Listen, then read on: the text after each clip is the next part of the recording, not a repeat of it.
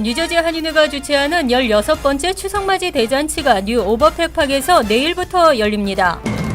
안전한 도시라는 작전명에 전국적인 대규모 불체 단속이 실시돼 500여 명이 체포됐습니다.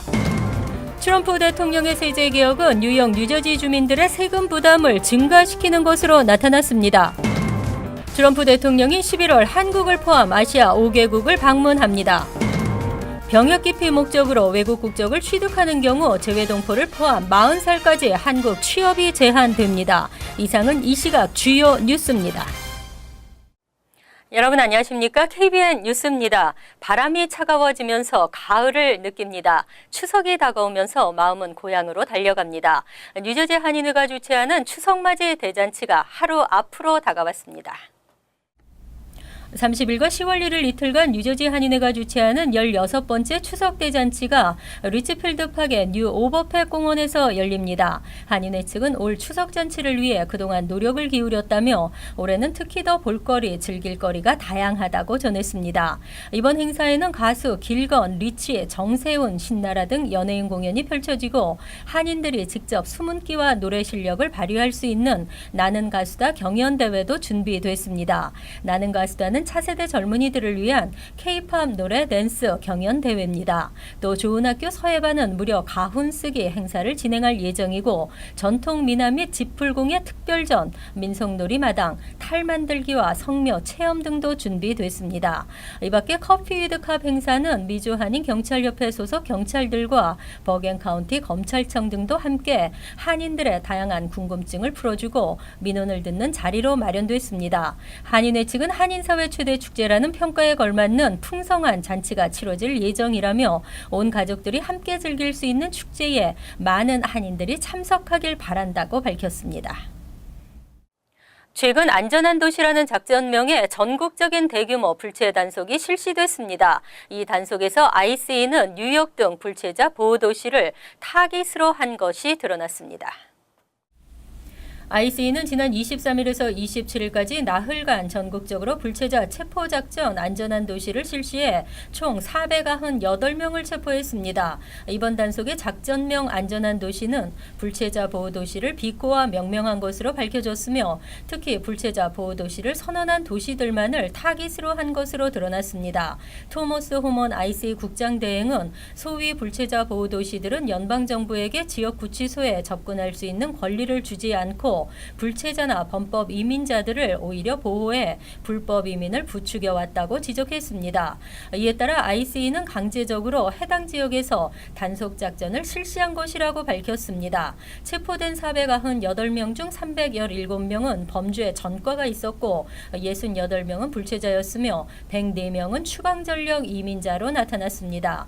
범죄 전과에는 음주운전이 86명으로 가장 많았고 마약 거래가 14명, 폭행 13명, 아동 성범죄 10명 등이었습니다. 한인 포함 여부는 알려지지 않았습니다. 한편 워싱턴 포스트에 따르면 연방 당국은 2017 회계년도 직전 회계년도보다 추방이 다소 줄었지만 이민자 체포는 43%나 대폭 증가했습니다. 당신을 지켜보고 있다. 조지 오웰의 소설 1984가 생각납니다. 연방국토안보부가 관리를 강화한 이민자들의 SNS 정보 관리 대상에 이민 변호사도 포함된 것으로 알려졌습니다.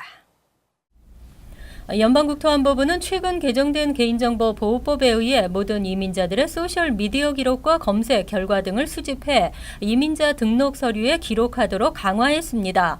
미국에서 태어난 시민권자라도 예외가 될 수 없는 것으로 알려졌습니다. 특히 이민자들을 변호하거나 접촉을 한 변호사, 의사, 통역관, 그리고 검찰, 경찰 등 사법기관 관계자 등도 이민당국의 정보 수집 대상에 포함된 것으로 알려졌습니다. 소셜미디어 와 웹 검색 등을 통해 당국으로부터 감시를 받게 됩니다. 일각에서는 이번 규정의 시행 중단을 위해 소송까지 준비하고 있는 것으로 알려졌습니다. 또 일부 이민 변호사들은 큰 충격에 휩싸여 있는 것으로 알려졌습니다. 연방국토안보부는 10월 17일까지 해당 개정안에 대한 여론을 수렴한 후 18일부터 시행에 들어갈 계획입니다. 한편 이러한 연방국토안보부의 개정안에 대해 웹사이트를 통해 의견을 개진할 수 있습니다.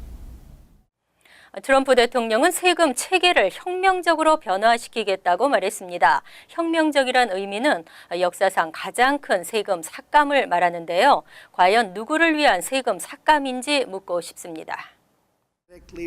행정부가 발표한 세제 개혁안에는 주 로컬 소득세와 재산세에 대한 공제 혜택을 폐지하는 내용이 포함되면서 뉴욕과 뉴저지 납세자들이 큰 타격을 받게 될 전망입니다. 앤드류 쿠오모 뉴욕 주지사는 28일 트럼프 행정부가 150년 넘게 유지되어 온 주 로컬 소득 공제 혜택의 폐지를 선택하면서 뉴욕 주민 330만 명이 175억 달러의 세금을 더 납부할 위기에 처해 있다며 이는 명백한 이중과세이고 불법이라고 반발했습니다.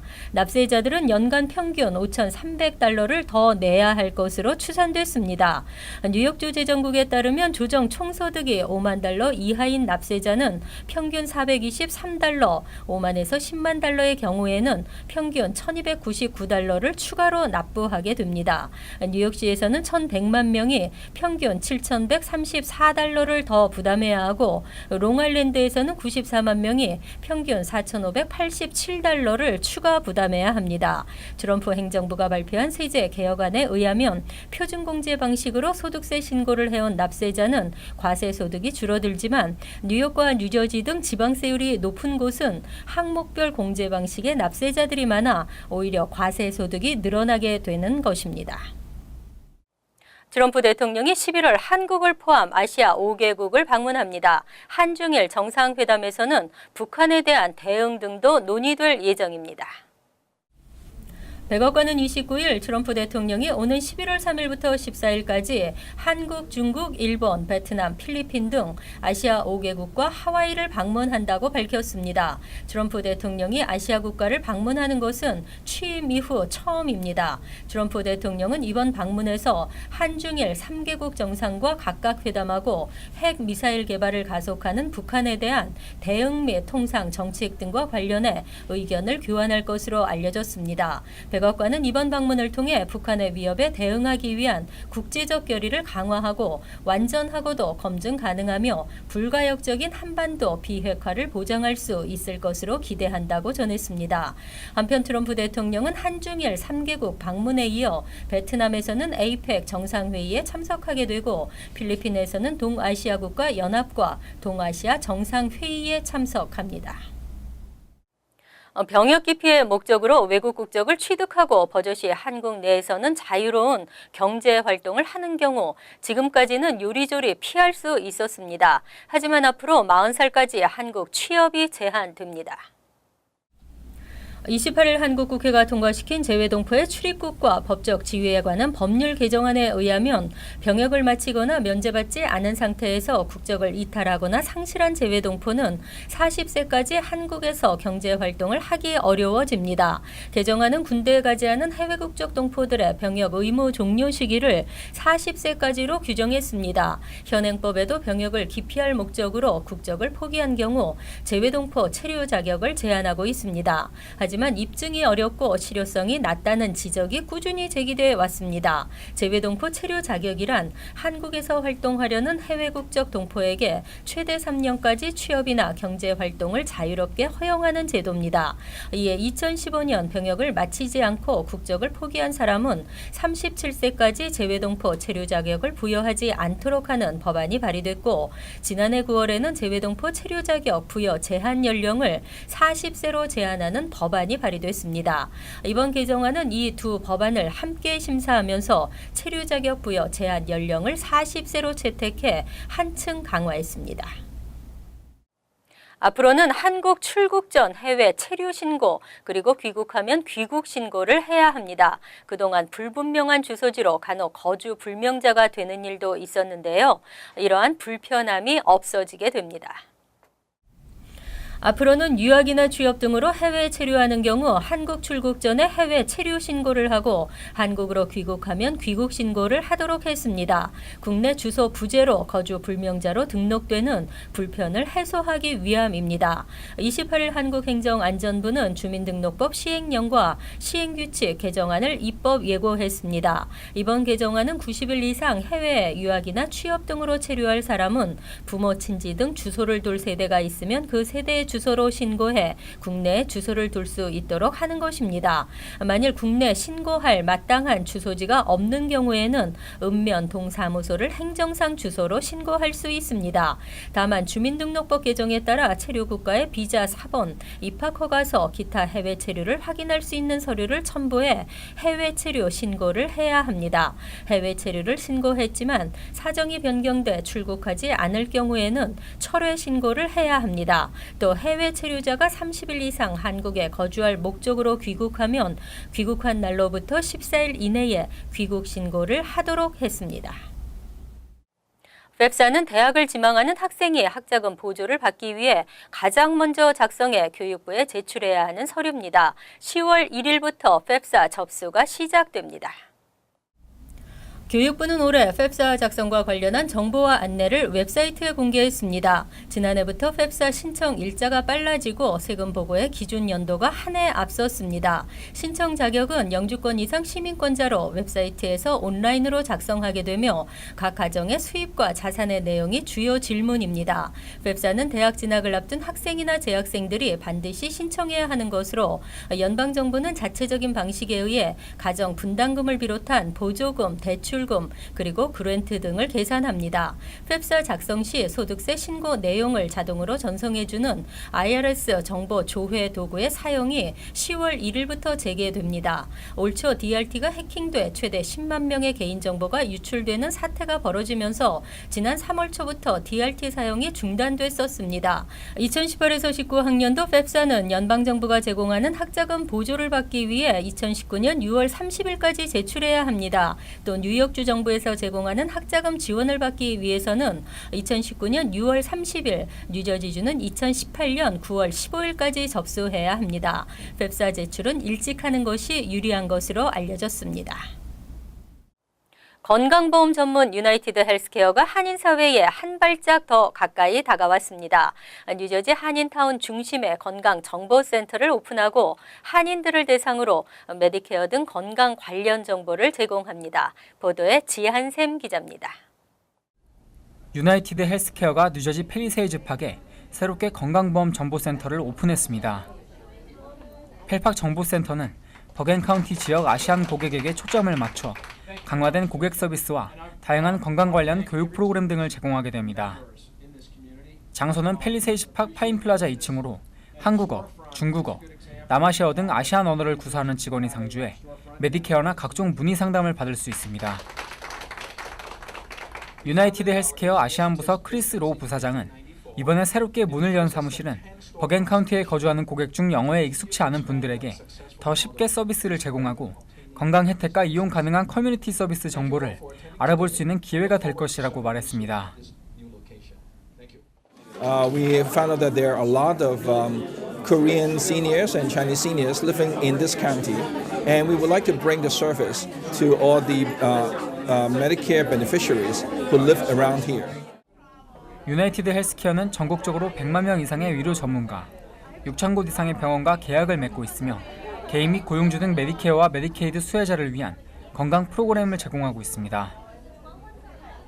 1994년 아시안 부서를 설립했고 이번 펠팍 정보센터는 뉴저지 지역 내에서는 에디슨 사무실에 이어 두 번째입니다. 이번 펠팍 사무실에서는 고객들의 헬스케어 플랜 혜택과 자격 상담, 각종 서류 해석, 자격이 되는 주민에게 처방약 비용을 지원해주는 노인 및 장애인 처방약 보조 프로그램, 시니어 골드 프로그램 등 다양한 서비스와 정보를 제공하며 건강 관련 세미나도 진행될 예정입니다. KBN 뉴스 지한샘입니다. 내일부터 와이스톤 스록스넥 브릿지의 현금 톨부스가 사라집니다. 이지패스가 없는 경우 주소지로 청구서를 받게 됩니다. 30일 오전 3시부터 퀸즈와 브롱스를 연결하는 와이스톤 스록스넥 브릿지 톨부스가 모두 이지패스로만 결제가 가능해집니다. 현금 톨부스는 모두 없어지고 이지패스가 없는 운전자들은 우편으로 통행료 청구서를 받게 됩니다. 이로써 이스트리버 브릿지와 터널의 캐슈리스 전환 작업은 최종 마무리됐습니다. 뉴욕 이론 규량과 터널 등의 캐슈리스 톨이 확대되면서 캐슈리스 톨은 교통 혼잡을 줄이고 통행료를 절약하는 데 효과적 추가적인 것으로 나타났습니다. 주 관계 당국에 의하면 캐슈리스 톨이 일부 브릿지에 설치되기 시작한 지난 1월부터 현재까지 운전자들은 210만 시간과 97만 갤런의 가스를 절약했으며 배기가스 배출량도 1,900만 파운드 줄였습니다. 앤드류 쿠오모 주지사는 캐슈리스 톨은 단순히 교통체증을 해소하는 것에서 나아가 21세기 교통 시스템 구축의 가장 중요한 요소라고 강조했습니다. 한편 통행료를 내지 않을 경우 수수료가 추가되고 두 번째 청구에도 응하지 않을 경우 위반 사례 한 건당 $100의 높은 과태료가 부과됩니다. 과태료 총액이 5년 이내에 $200를 넘어서면 차량 등록이 취소됩니다.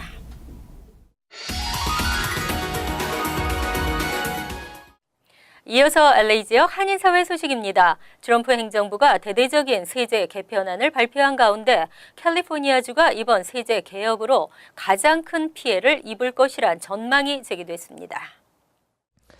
캘리포니아주 의원과 단체장 등 각계각층 관계자들은 트럼프 행정부의 세제 개혁안으로 미 전역에서 세율이 가장 높은 캘리포니아주의 납세자들이 가장 큰 피해를 입을 것이라며 우려의 목소리를 나타내고 있습니다. 앞서 도널드 트럼프 대통령은 어제 법인세와 개인소득세율 인하 등 대규모 감세를 골자로 하는 조세 개혁안을 발표한 데 이어 감세에 따른 세수 부족 해결을 위해 주 정부 세금에 대한 공제 혜택을 없앤다고 밝혔습니다. 이와 관련해 다이앤 파인스타인 캘리포니아주 상원의원은 조세 개혁안에 대해 부자들을 위한 감세 정책으로 캘리포니아 주민들이 고통받을 것이라며 비난의 목소리를 높였습니다. 특히 베티 캘리포니아주 회계감사관은 주 정부 세액 공제 혜택이 사라질 경우 중산층이 큰 타격을 입을 것으로 예상되며 사회 기반 시설에 대한 투자가 감소하면서 일자리와 사회복지 프로그램 감축 등 지역 경제에 악영향을 미칠 것으로 전망했습니다. 한편 가주 부동산 협회 측 역시 공제 혜택이 없어질 경우 주택 구매를 위한 인센티브도 사라지면서 지역 주택 시장도 큰 피해를 입을 것으로 우려했습니다. 한편 다음 달부터 LA 카운티 지역의 판매세가 인상됩니다. 캘리포니아주 조세 형평국에 따르면 LA 카운티 지역의 판매세는 다음 달부터 기존 9.25%에서 0.25%포인트 오른 9.5%로 변경됩니다. 또 LA 카운티와 다른 세율이 적용되고 있는 커버시티, 잉그루드, 다우니 등 8곳의 판매세율은 기존 9.75%에서 10%로 인상되며 이미 10.25%의 최고 판매세율이 적용되고 있는 산타모니카와 롱비치, 그리고 라미라다 등 7개 지역은 이번 판매세 인상에서 제외됩니다. 이와 관련해 전문가들은 업체들은 결제 시스템에 변경된 세율을 적용하고 소비자들의 경우 제품 구입 시 가격 계산에 유의할 것을 조언했습니다. 앞서 지난 3월 LA시 선거에서는 노숙자 지원을 위해 판매세를 0.25%포인트 인상하는 발의안 H가 50% 이상의 찬성표를 얻어 통과됐습니다. 간추린 소식입니다. 뉴저지 퍼세이 카운티의 학교와 경찰서, 법원 등 모든 관공서 공무원들은 내달 1일부터 주민들의 체류 신분에 대해 물어볼 수 없게 됐습니다. 퍼세이 카운티 프리홀더 의회는 26일 이 같은 내용의 새 조례안을 만장일치로 가결시켰습니다. 단 연방이나 주정부에서 체류 신분 조회를 요청하는 경우는 제외됩니다. 존 바틀릿 프리홀더는 주민들의 보호를 위해 이번 규정을 마련하게 됐다고 밝혔습니다. 뉴욕주 검찰은 27일 맨해튼과 브루클린 등지에서 여러 채 렌트 안정 아파트를 소유하고 있는 아이콘 리얼리티 매니지먼트가 벌금 $50만 지급하기로 합의했다고 밝혔습니다. 아이콘 매니지먼트사는 세입자들에게 난방과 온수는 물론 음식 조리용 가스를 제공하지 않았습니다. 이번 합의는 2015년 세입자 보호 전담반이 구성된 이래 성과를 이끌어낸 첫 케이스입니다.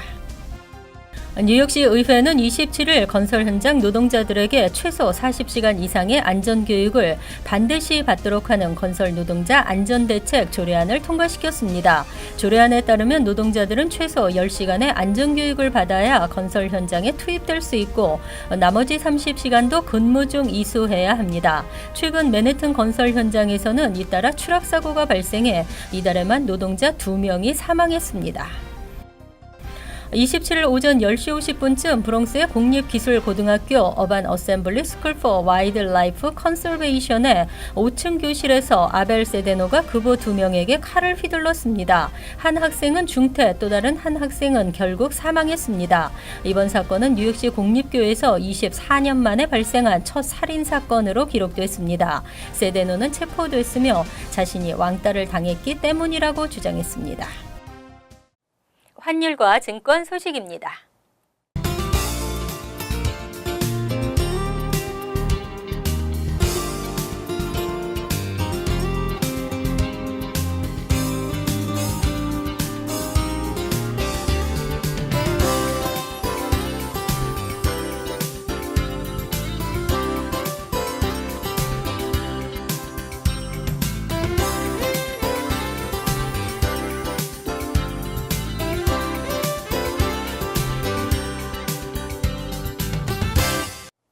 이어서 날씨입니다.